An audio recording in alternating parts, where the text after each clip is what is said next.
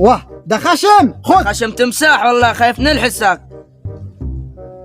لا تاخذ سكر احسن، ولا تاخذ سكر احسن. ومين دلك عليا قال لك روح البركه عشان تاخذ سكر؟ كل الناس. لا والله. ليه امال مواطن شريف انا يا اخي للدرجه دي يا بتوزع اخي؟ سكر.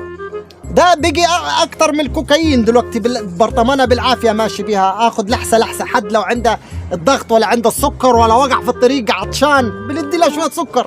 ليه امال؟ ليه امال؟ ده اصلي ده جلوكوز. طب ازاي بتوزع؟ لكن بتجيب سكر من وين؟ ولا بجيب سكر من وين ولا اي حاجه، يعني ده ثواب لله بيتعاطفوا علي بيه. حتى المعلقه هناقص بس كوبايه الشاي ونحطها في جيبي.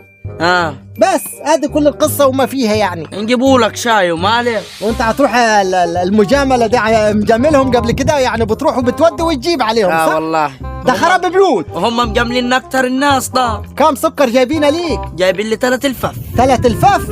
لفه ورا لفه اكيد. الله يخرب بيوتهم يا شيخ، خربوا بيت ابونا. قلت نودي لهم معلقتين من الحاج بركه. معلقتين يعني انت عايز تصفصف علي انا من الاخر؟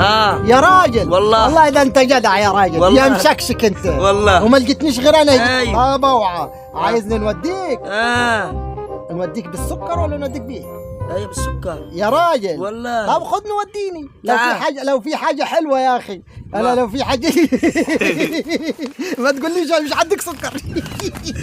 طب يلا بينا. يلا بينا يا حاج. يلا.